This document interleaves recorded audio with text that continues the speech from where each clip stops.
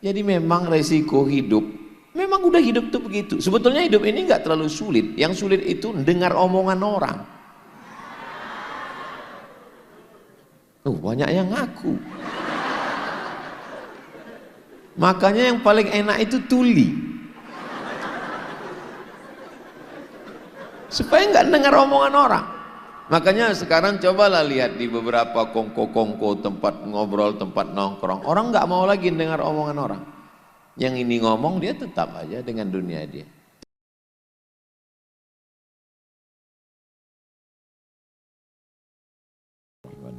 Assalamualaikum warahmatullahi wabarakatuh.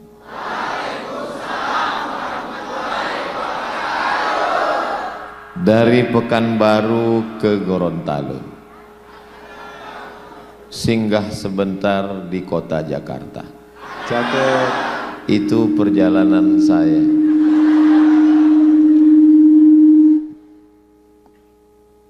Perjalanan tadi malam dan akhirnya kita ketemu pagi ini. Sayang itu bahasa Arabnya hub. Hub artinya sayang. Orang yang punya sifat sayang, kalau hub sayang, orangnya habib. Jadi jangan heran kalau beliau menyayangi saya, karena beliau habib. Habib itu artinya dua. Yang pertama habib penyayang, yang kedua arti habib itu mahbub, disayang. Kalau perempuan habibah, kalau laki-laki habib, kalau perempuan habibah. Kalau laki-laki muslim, kalau perempuan muslimah. Kalau laki-laki mukmin, kalau perempuan mukminah. Kalau laki-laki hadir, kalau perempuan hadirah. Kalau laki-laki musib, kalau perempuan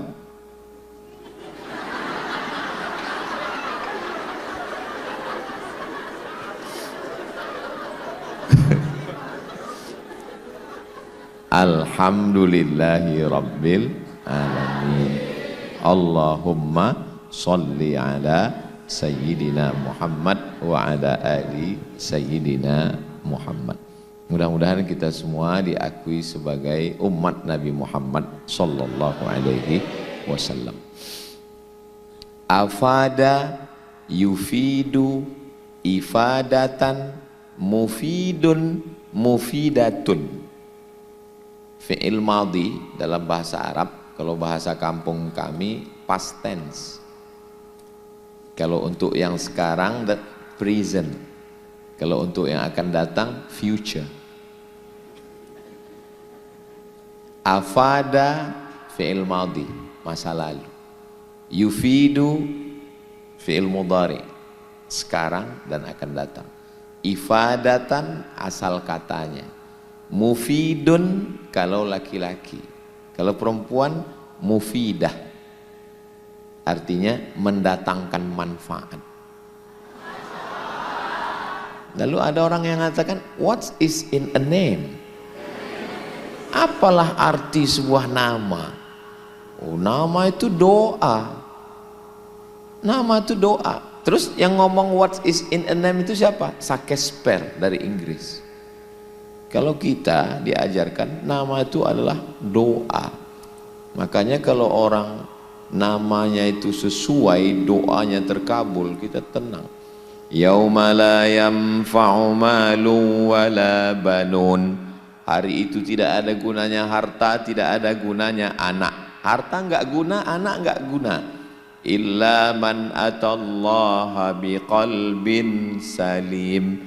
Kecuali orang yang datang menghadap Allah dengan hati yang salim. Makanya duduk dekat Habib Salim itu hati kita terasa tenang. Ya namanya sesuai. Saya duduk tenang. Memang sedap ikan tenggiri. Dimasak pakai lada. Saya duduk dekat Habib Salim Al-Jufri, jadi ikut muda. Ini hati kita tenang. Jadi kalau ada orang yang heran hari ini, kenapa kalau kami dengar ceramah Ustadz Somad itu berapi-api, bawaannya mau ngamuk, mau marah? Ya tergantung saya di samping siapa. Kenapa waktu Ustadz di Gorontalo itu tenang? Iya kan ada kan Habib Salim. Hati saya tenang. Makanya yang ngasih judul hari ini, dia kan lagi nyari jawaban. Judulnya tetap tenang di tengah badai. Duduk aja dekat Habib Salim, tenang insya Allah. Tetap tenang di tengah badai. Nah, saya ringkas jadi 5 poin. Saya biasa kalau ceramah pakai poin-poin. Pertama tujuannya ya biar supaya mudah diingat. Yang kedua, biasa ceramah itu kan kadang dihadiri oleh Bapak Babinsa, Babin Kamtipmas. Biasanya mereka buat laporan ke atasan, biar mudah ngasih laporan. Apa yang diceramahkan Ustaz Somad tadi? Ikan tenggiri. Susah kan. Jadi kalau dibuatkan poin itu, bapak-bapak juga kalau ditanya istrinya bisa jawab, istrinya juga ditanya. Jangan nanti pas pulang ditanya, apa tadi kata Ustaz Somad? Kalau laki-laki musib, kalau perempuan yang lain, ingatlah yang bagus-bagus. Yang pertama, tetap tenang di tengah badai. Ya memang yang namanya laut pasti ada badainya. Kalau pergi ke laut nggak ada badai, itu kolam renang. Hukum alam sunnatullah. Orang yang nggak beriman dia bilang hukum alam, karena yang ada cuman alam. Orang beriman dia nggak pakai hukum alam, hukum Allah, sunnatullah. Yang namanya laut, anginnya kencang, ombaknya tajam, karangnya lancip, dipukul ombak, diempas gelombang. Hanya laut yang dahsyatlah yang akan melahirkan nakhoda-nakhoda yang tangguh. Kalau anginnya tidak kencang, lautnya tidak dalam, ya hanya akan melahirkan anak kecil di atas perahu bebek. Berani hidup, tidak takut mati. Takut mati, jangan hidup. Takut hidup, mati saja. Ya. Kalau takut basah, jangan berumah di tepi pantai. Saya takut basah Pak Ustadz. Ya jangan buat rumah di tepi pantai. Memang sudah resikonya begitu. Anginnya kencang. Orang kalau punya rumah di pinggir pantai, itu pas mau tidur, bismika, Allahumma ahya wa amut. Memang betul-betul bisa amut malam itu. Saya di mana-mana pengajian, kalau hotel terakhir kemarin di Sabah, Sarawak, saya buka jendela, laut. Wah ini kalau malam ini datang tsunami, maka saya tidur, alhamdulillah paginya buka pintu, masih ada jendela. Bayangkan kalau kita buka mata gelap, marabbuka.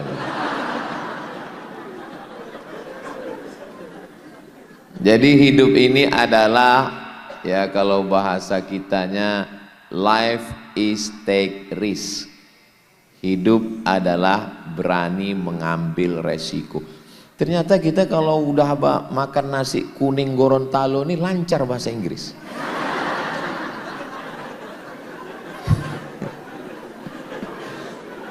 Life is take risk. Hidup adalah berani mengambil resiko. Kamu sudah mengambil keputusan untuk hidup, maka dalam hidup ini ada badai, ada angin, ada twister, ada tsunami, puting beliung, karang tajam, ikan paus, ikan hiu. Saya dikasih tahu sama Ustaz Andri, kita mau ke Gorontalo, mau menemui Shirley katanya. Bayangan saya langsung takut. Ditunjuknya foto, ini fotonya, oh ikan. Takut saya, selama ini saya kan setiap kali menghadapi ikan kan Allahumma barik lana. Setiap kali ngelihat ikan kan Allahumma barik lana. Gimana kalau kawan-kawannya itu ngadu ke Shirley itu? Dan ketika ketemu dengan Shirley, dia lalu bilang Allahumma barik lana.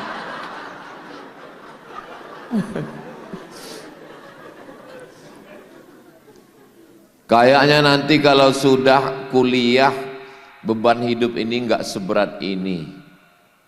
Ini sekolah ini beban pakai seragam lah, periksa rambut lah, mesti pakai sepatu kaos kaki, mesti ada OSIS. Nanti kayaknya kalau udah kuliah agak tenang. Begitu kuliah UKT-nya mahal, beban nulis makalah harus 3 referensi, nggak boleh copy paste. Kayaknya nanti kalau udah semester 7 agak tenang nih, katanya semester 7 materi nggak terlalu banyak. Dapat dosen pembimbing killer, dijumpai payah, ketemu lebih payah. Kayaknya nanti kalau udah selesai skripsi ini udah agak tenang ini. Begitu selesai skripsi, wisuda, foto sudah ditempel di dinding rumah, orang mulai tanya, kerja apa sekarang? Daripada ditanya kerja, ya udahlah, daftar S2 aja. Biar ada jawaban, mana? Lagi S2. Kayaknya nanti kalau udah S2 nih kayaknya selesai. Begitu ketemu sama jiran, kawan, tetangga, si Anu udah S3 sekarang.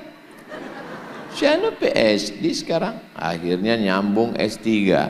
Begitu selesai S3 ditanya pertanyaan sama seperti selesai wisuda, kerja di mana sekarang? Mau daftar S4 nggak ada.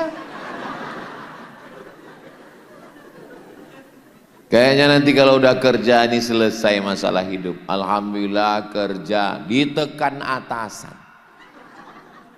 Target harus sekian, datang nggak boleh lambat, pulang nggak boleh cepat. Tekanan target sana sini, stres, depresi, nggak selera makan. Ngelihat wajah atasan mencret.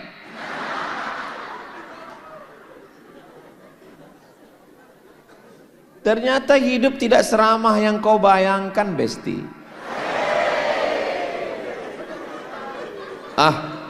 Kayaknya nanti kalau udah kerja ini nyaman, enak, akhirnya kerja dapat gaji. Pertanyaan orang, kok belum nikah?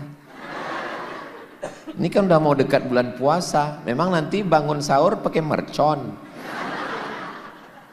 Kayaknya nanti kalau udah nikah duduk di pelaminan raja sehari, yang lain ngontrak, dunia milik kita berdua. Acara walimah nikahnya di mana? Di Mufidah. Masya Allah. Kami sekarang nih rasa-rasa di pelaminan ini sekarang. Lihat bunga-bunga.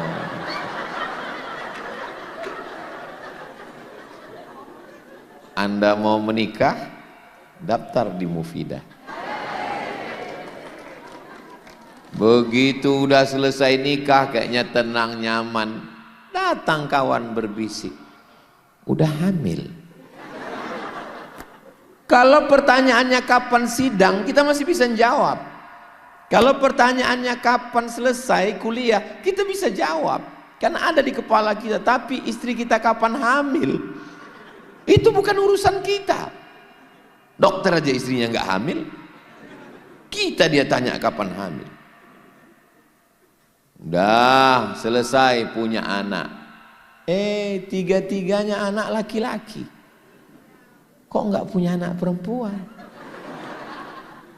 Yang Ustaz maksud siapa? Saya. Anak saya tiga-tiganya laki-laki. Jadi memang resiko hidup, memang udah hidup tuh begitu. Sebetulnya hidup ini nggak terlalu sulit. Yang sulit itu dengar omongan orang. Banyak yang ngaku. Makanya yang paling enak itu tuli, supaya nggak dengar omongan orang. Makanya sekarang cobalah lihat di beberapa kongko-kongko, tempat ngobrol, tempat nongkrong, orang nggak mau lagi dengar omongan orang. Yang ini ngomong, dia tetap aja dengan dunia dia. Tapi dia nggak tuli, enggak. Tapi dia mau menulikan diri pakai earphone. Nanti orang ngomong terserah. Padahal orang ngomongin dia ketawa aja. Dia memekakkan dirinya, nggak mau dengar omongan orang. Jadi harus paham bahwa hidup ini memang banyak ujiannya. Sama seperti orang masuk ruang SNMPTN. seleksi nasional masuk perguruan tinggi negeri. Begitu masuk ke dalam, dia ambil pena, dia ambil kertas, lalu dia bilang, banyak sekali pertanyaannya, kau salah masuk ruangan. Memangnya ada tempat di dunia ini?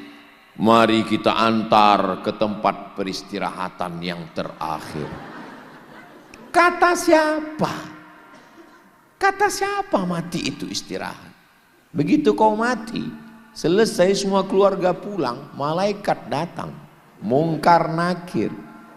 Lebih seram dari sidang S3. Marabbuka, man nabiyuka, ma imamuka, ma qiblatuka, man ikhwanuka. Walaupun kau S1, S2, S3, S-teler, S-cendol, S-doger, S-bandung, tapi pertanyaannya tetap pertanyaan MDA. Marabbuka, man nabiyuka, tapi masalahnya nggak bisa dihafal. Jadi hidup ini nggak pernah tenang. Nanti kalau udah kiamat dunia tenang, berdiri di padang mahsyar. Berapa lama? Katanya kita harus banyak belajar bahasa Padang, Pak Ustadz. Kenapa? Kita mati kan di padang mahsyar. Habis padang mahsyar, titian siratal mustaqim, bagi kitab, catatan amal, hisab timbangan. Masih banyak lagi urusan. Makanya kalau ada orang nanya saya, kemarin Ustaz di Pekanbaru, iya. Sebelumnya di Sabah, iya. Sebelumnya di Sarawak, iya. Ini Gorontalo, iya. Habis ini kemana lagi? Ustaz istirahatnya kapan? Ar-rohah fil jannah. Istirahat itu nanti di surga bersama kamu. Tolong videonya jangan diedit. Takutnya fotonya diedit, dipotong. Nanti ar-roha fil jannah, istilahnya di surga bersama kamu. Dimasukkannya foto dia sampai ke istri saya. Apa enggak musibah? Jadi yang pertama perlu difahami bahwa hidup ini adalah cobaan. Iya Pak Ustadz, tapi cobaannya kok banyak sekali. Iya, nama cobaan ya banyak, kalau dikit cobain. Ini namanya hidup ya begitu. Maka harus ngerti hakikat hidup. Apalagi kami ini ya, kami ini ya kakak-kakak, kami yang laki-laki ini lebih berat cobaan dari kalian. Waktu kecil dimarahin emak, besar dikit dimarahin guru, kerja dimarahin atasan, nikah dimarahin istri. Tapi kalau saya lihat dari wajah kakak-kakak ini, kelihatan bahwa punya istri orang Gorontalo itu baik-baik. Ustadz tahu dari mana? Dari wajah mereka yang cerah. Ternyata yang cerah belum nikah.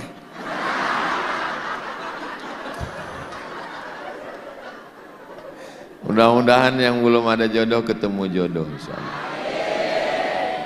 Walanabluwannakum bisyai'im minal khauf. Kami uji kamu dengan rasa takut. Takut nggak nikah, takut nggak punya anak, takut nggak punya mantu, takut nggak punya, takut. Walanabluwannakum bisyai'im minal khauf wal ju', lapar. Saya udah makan. Wa naqsim minal amwal, kurang harta, miskin, bangkrut, susah. Wal anfus, sakit, mati, depresi, anxiety, bunuh diri. Wassamarat, kurang buah-buahan, paceklik, nggak subur, kering kerontang. Itu Gorontalo tuh, Ustadz udah sampai Gorontalo? Udah. Gimana Gorontalo? Subur sekali, bunga-bunganya menguning.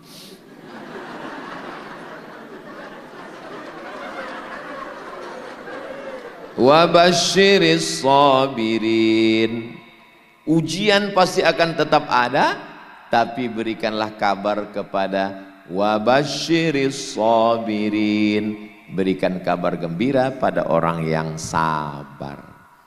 Sabar itu artinya apa? Sabar diambil dari nama pohon, namanya pohon sobar. Pohon sobar itu banyak duri-durinya, dilihat enak, dicium harum, namanya bunga mawar.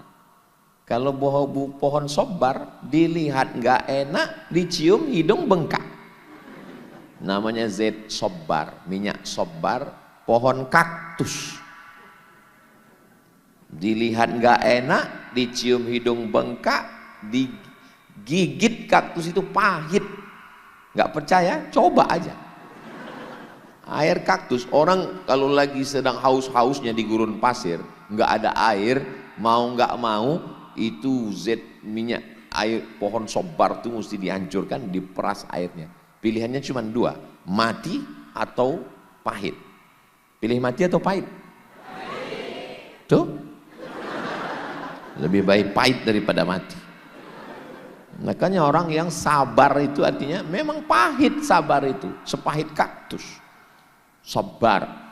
Tapi unta-unta di gurun itu dia gigit itu sabar sama duri-durinya sekalian. Makanya kalau mau sabar banyak-banyak makan daging unta.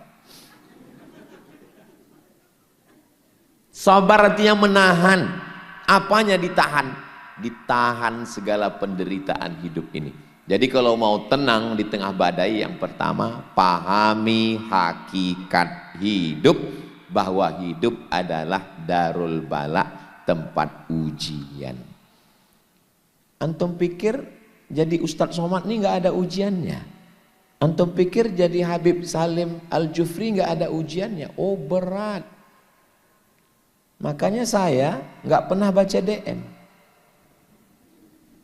Instagram, TikTok, YouTube, itu nggak. Ustadz Somad kok nggak pernah balas DM saya nggak tahu adminnya. Karena kalau saya tahu ujiannya banyak sekali di situ. Masa mereka tulis, Ustadz jadikan aku yang kedua ya. Saya aja yang setua ini, tua, kurus, hitam, pesek, kayak gitu bunyi DM-nya. Apalagi Habib Salim, muda, ganteng, putih, mancung, Habib komplit. Kita ini kalau kalah di nasib, kalau kalah di nasab, paling enggak ya menang di nasib. Tapi saya duduk dengan Habib ini dua-dua kalah. Kalah nasab, kalah nasib. Menang di baju.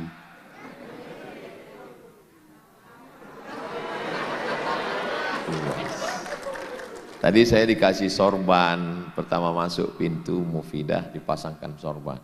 Terus pakai baju. Kalau sorbannya saya pakai, tulisan UASnya nggak kelihatan. Maka saya pakai.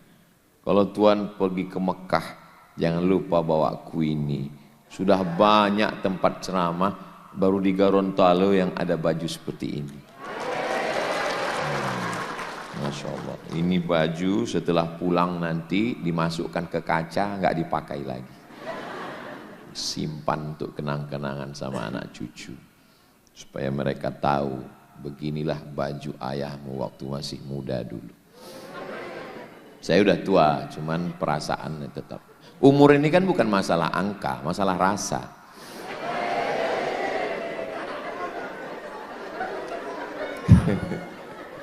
Itu kunci yang pertama ya. Bisa diingat bahwa dunia adalah tempat cobaan, ujian. Yang kedua, setelah kita sadar, lalu yang membuatkan kita kuat ini apa? Bahwa semua yang kita hadapi ini bukan tanpa rencana. Sudah ada rencana Allah yang disebut dengan takdir. Innallaha katabal maqadir. Hadisnya ada dalam Sahih Muslim. Allah sudah menetapkan takdir. Khamsin alfasanah, 50.000 tahun qabla an yakhluqas samawati wal ard. Sebelum Allah menciptakan langit, sebelum Allah menciptakan bumi, Allah sudah menuliskan takdir kita 50.000 tahun. Kita tinggal menjalaninya aja. Tapi jangan ceramah ini dipotong. Ini bahayanya kalau cita-cita tukang sunat. Dengar ceramah pun disunatnya juga. Besok tiba-tiba pegawai-pegawai, karyawan-karyawan Mufidah nggak masuk kantor. Pas ditelepon sama security sama pengawas, kenapa nggak masuk? Semua sudah dituliskan di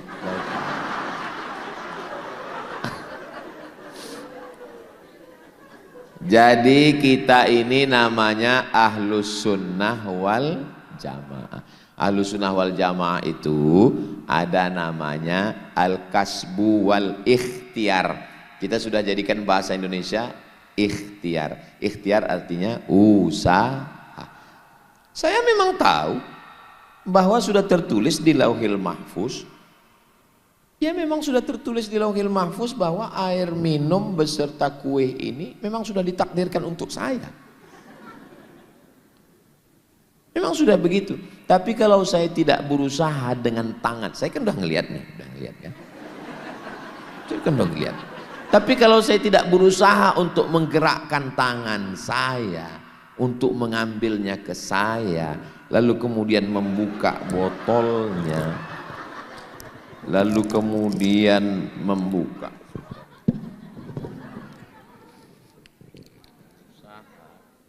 Minuman, fadhil. Haus saya.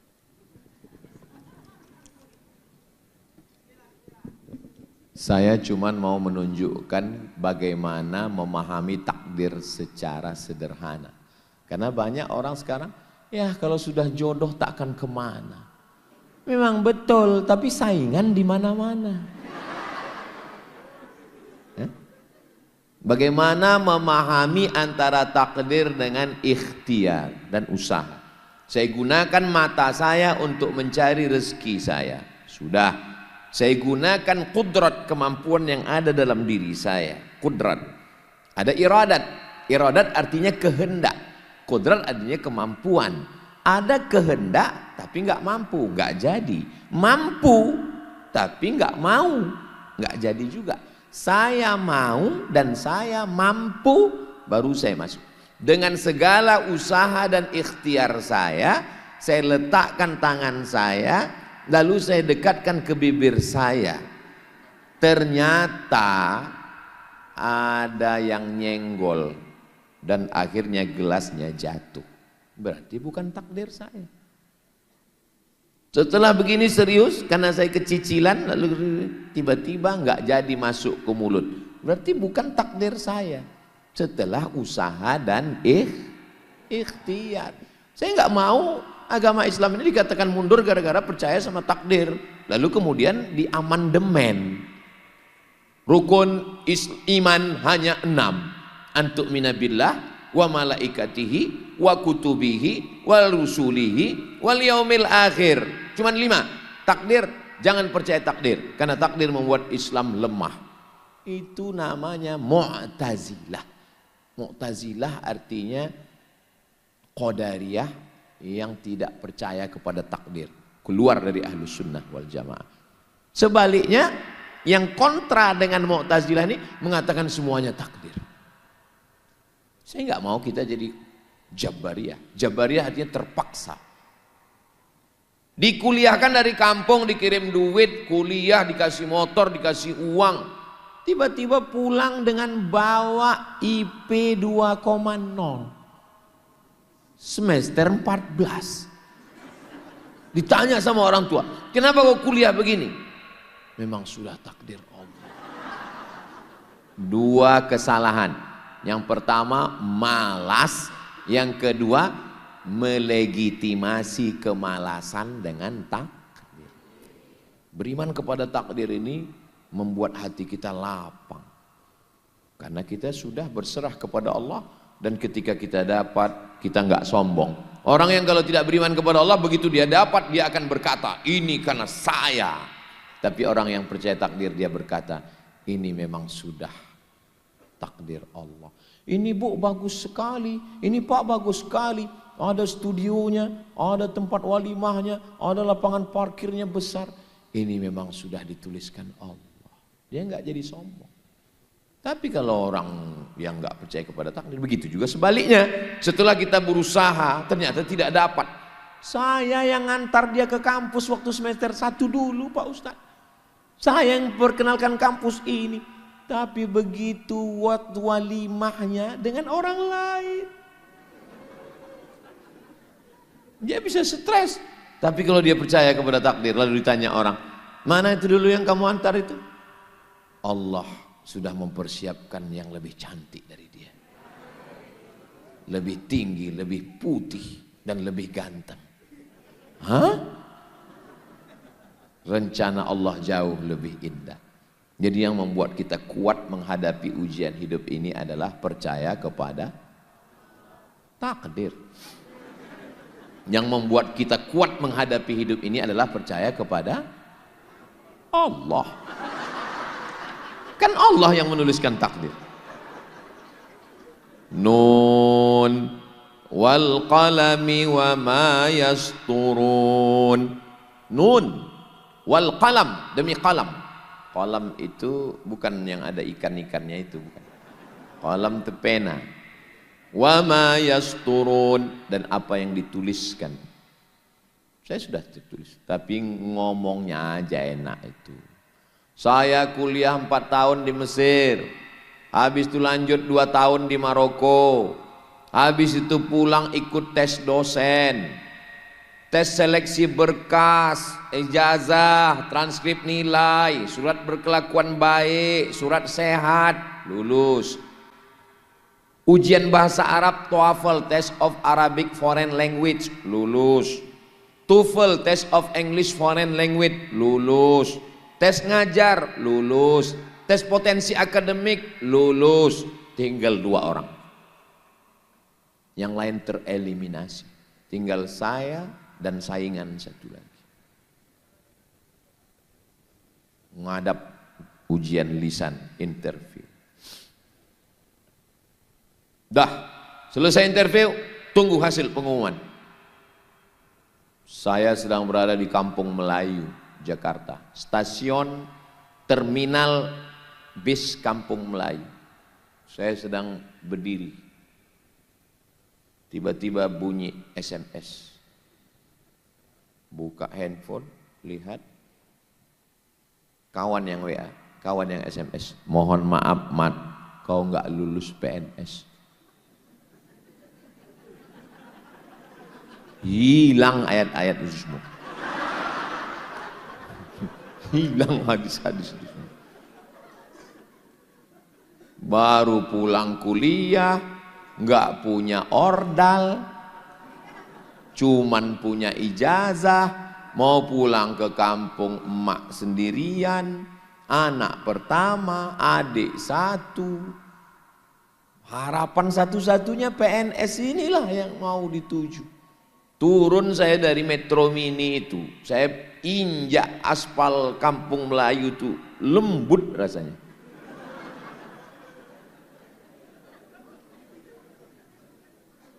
Ujian hidup ini luar biasa. Tapi rencana, Allah punya rencana untuk saya. Kata mak saya, udahlah, berarti takdir kau bukan di Jakarta, kau pulang aja ke Pekanbaru, Riau. Pulang, saya pulang. Saya ikut tes. Ternyata saya lulus tes dosen di Pekanbaru. Habis itu saya ceramah, masuk hutan, keluar hutan, masuk ke pedalaman, masuk ke sana, masuk kemari. Akhirnya diusir beberapa kali, viral. Akhirnya saya ke Jakarta juga. Diundang Mabes Polri, diundang KPK, diundang macam-macam bin. Bagi yang ngikuti Instagram saya yang followernya 9 juta itu tahu lah. Maksudnya yang belum follow lah.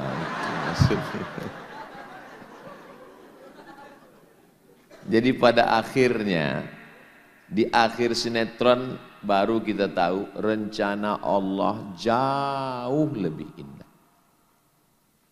Tapi yang bisa ngomong begitu kan setelah melewati babak, bukan lagi babak final, babak semifinal, babak belur.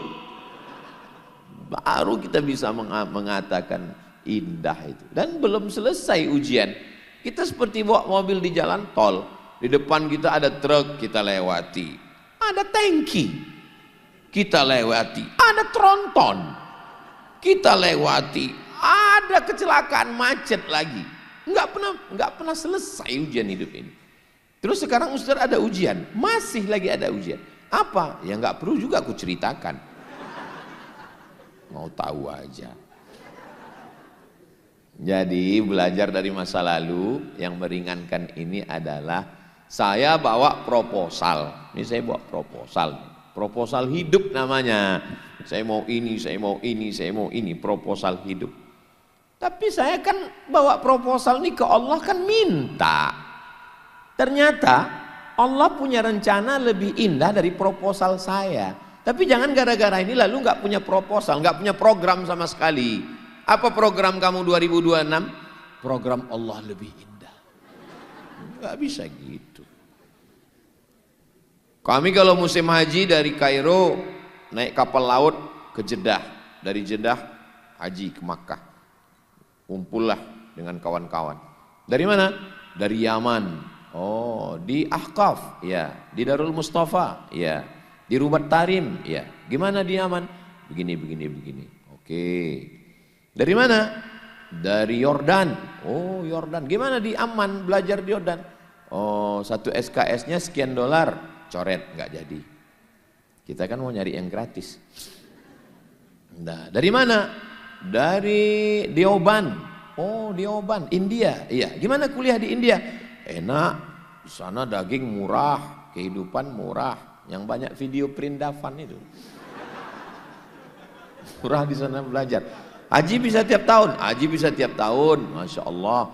Kelebihan bahasa Arab jalan, baca kitab jalan, bersanad jalan. Bahasa Inggris juga, karena orang India bahasa Inggris. Everything tutorial. Oh, iya. Dan ada kelebihan lagi kalau di India, apa? Kita di sana bisa belajar bahasa Urdu. Oh, andai nanti pulang nggak jadi ustadz, kita bisa jadi penerjemah film India. Iya. Oh, banyak. India masuk. Saya waktu itu masuk. India masuk. Rencana mau India masuk. Kya hal hai artinya apa kabar? Kya hal hai apa kabar? Tiki artinya kabar baik. Kuch hota hai. Yang saya susah membedakan itu antara iya dengan tidak. Jadi kita pergi, jadi atau enggak? Iya atau enggak? Tapi masuk daftar. Yaman masuk, India masuk. Ketemu sama kawan dari Baghdad. Baghdad, Irak. Gimana di Irak? Oh, kami dari Irak ke Makkah naik bis, Mat. Oh, naik bis, iya. Berarti naik bis biaya murah. Dari Baghdad ke Madinah. Oh, murah ya? Iya. Visa bisa darat-darat? Bisa. S2 gimana? S2 gratis. Apa namanya? Saddam Hussein University. Oh, mantap. Nanti 2002 saya akan S2 ke Baghdad. Siap. Tos. Selesai saya kuliah 2002. Universitas Saddam Hussein rata dengan tanah dibom George Bush. Maka presiden yang saya benci di dunia George Bush. Menghancurkan cita-cita saya. Hancur berkeping. 2002 bulan November pulang saya. Dari negeri 1000 menara Mesir ke negeri 1000 masjid Malaysia.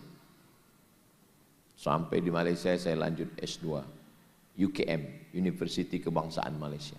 Tapi saya tetap mencari-cari informasi melalui internet, scholarship, beasiswa. Saya ini pemburu beasiswa. Akhirnya saya dapat beasiswa ke Maroko. Saya kirim berkas, kirim transkrip nilai, kirim ijazah, kirim fotokopi paspor. Dapat Anda diterima. Saya terbang ke Maroko. Setelah itu saya pulang, saya tinggalkan Universiti Kebangsaan Malaysia. Malang melintang ke sana kemari, tiba-tiba saya diundang UKM. Tempat saya belajar dulu. Diundang UKM, berarti mereka tahu saya lari dulu. Saya nggak boleh lari dari kenyataan.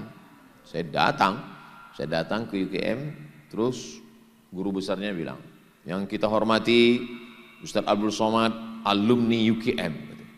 Dalam mati saya, dia nyindir saya nih. Saya kan cuma 1 semester. Terus ada yang perlu diluruskan sepertinya Profesor. Saya di UGM ini tahun 2003 itu hanya 1 semester, jadi saya bukan alumni, saya bilang. Terus dia berdiri, ada peraturan baru, 4 hari pun alumni katanya. Saya alumni juga. Enggak selamanya cita-cita keinginan saya itu dapat, tapi akhirnya dapat juga. UGM dapat, Maroko pun dapat. Jadi tidak selamanya semua yang kita mau, ada rencana Allah yang lebih indah. Makanya minta itu ya minta aja, ya Allah ini rencanaku, kuserahkan pada Engkau. Itu yang paling indah. Jangan ngotot. Ini banyak orang sekarang maksa.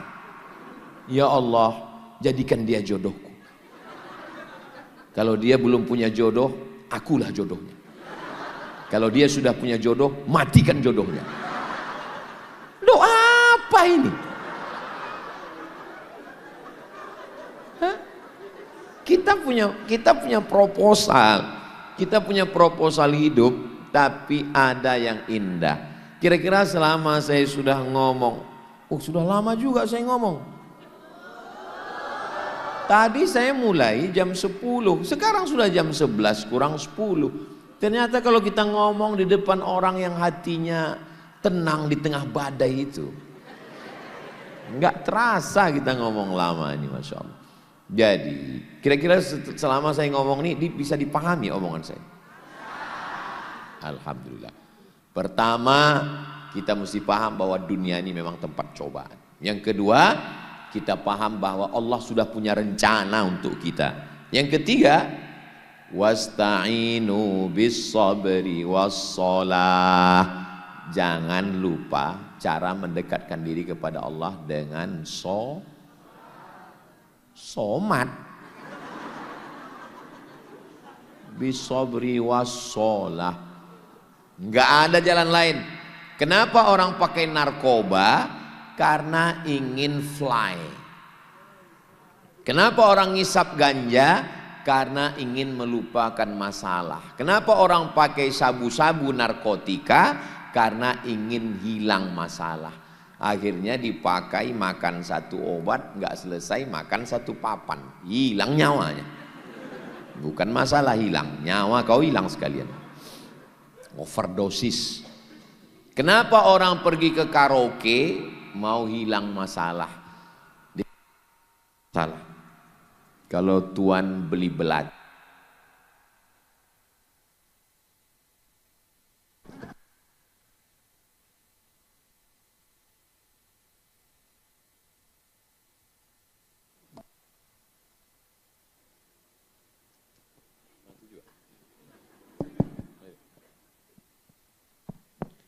kalau di tempat lain tausiah itu kita dikasih tahu sama panitia pakai kertas, Ustadz waktunya habis. Kalau di Mufidah mic-nya mati sendiri. Itu hebatnya. Pengalaman saya ceramah gitu. Itu kan kadang kalau kita seminar apa kan ada layar di depan kan, dikasih tahu 5 menit lagi gitu kan. Kalau di Mufidah dia otomatis. Luar biasa. Tapi karena saya ini adalah sahabatnya Habib Salim, jadi saya dapat waktu tambahan. Itu 1 mic itu jatahnya 1 jam. Berarti ini 1 jam lagi. Dia jatahnya 1 jam 1 jam. Siap saya ngomong 1 jam lagi. Saya mau mati. Nanti ada tanya jawab. Saya genapkan sampai ke-5 nih ya. Baru 2. 1 jam, 1 jam. Ya sekitar 2,5 jam lah. Yang ketiga adalah sholat. Saya kalau lagi saya susah, saya tidak mikir. Karena dunia ini kalau makin kita pikirkan, makin ribet, makin runyam. Itu kenapa orang gila sehat. Karena dia nggak mikir. Pak, ada tukang pijit di Bukit Tinggi. Banyak orang yang nyari stroke yang sudah mau pasang ring jantung nggak jadi karena dipijit, ikhtiar dia minta sama Allah. Lalu saya tanya, Pak, bahaya nggak daging kambing? Enggak Pak Ustadz. Kepiting? Enggak. Seafood? Enggak. Terus apa yang bahaya? Pikiran Pak Ustadz. Maka kalau mau hidup tenang jangan mikir.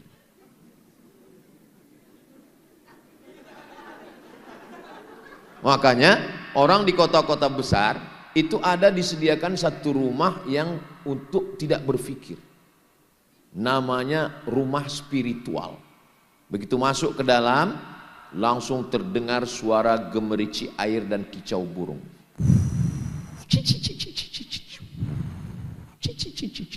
Dan tercium bau aromaterapi. Habis itu kita disuruh pejamkan mata, kosongkan pikiran, tarik nafas, hembuskan pelan, tahan, jangan lama-lama. Lupakan masalah di kantor, lupakan semua, hilangkan, lupakan istri, kata mentornya. Dia mengajak orang untuk tenang, fokus pada nafas. Amati nafas Anda ketika ditarik dari hidung, hembuskan lewat mulut. Sebenarnya dia bukan menghilangkan masalah, tapi mengalihkan masalah. Dari masalah keluarga, masalah kantor, masalah jalan, masalah istri, masalah anak, masalah pampers, masalah susu, masalah ini, masalah itu, masalah kereta api cepat, masalah ini segala macam. Akhirnya masalah mikrofon. Akhirnya dialihkan kepada mengamati nafas. Nafas yang ditarik, nafas yang dihembus. Islam tidak mengajarkan itu. Kita nggak disuruh mengamati nafas, tapi kita menyerahkan semuanya pada Allah. Kita angkat tangan, Allahu Akbar. Kita ulang sekali lagi, Allahu Akbar kabir. Masalahmu besar, Allah solusiku lebih besar. Allahu Akbar kabir. Kau sekarang tidak dipuji orang, sekarang kau disepelekan orang, sekarang kau dibully orang, sekarang kau dijatuhkan orang. Memang pujian cuma milik Allah. Walhamdulillahi katsira. Kau kotor, kau najis, kau dihina, memang yang suci hanya Allah. Wa subhanallahi bukratan wa asila. Kuhadapkan diriku, wajahku kepada Allah. Wajjahtu wajhiya alladzi fataras samawati wal arda hanifan musliman wa ma ana minal musyrikin. Kuserahkan semuanya pada Allah. Inna salati wa nusuki wa mahyaya wa mamati lillahi rabbil alamin. Tidak kepada yang lain. La syarikalah wa bidzalika umirtu wa ana minal muslimin. Kenapa kita sholat tapi kita enggak tenang? Karena kita sholat hanya menggugurkan kewajiban dan kita tidak merenungkan makna bacaan. Iftitah, Fatihah, ayat satu nafas.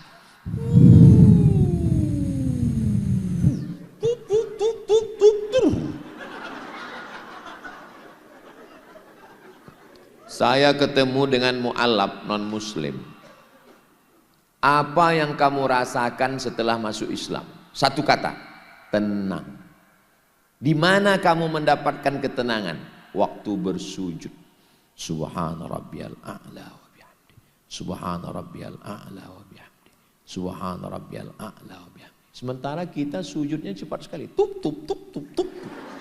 Macam stempel pos.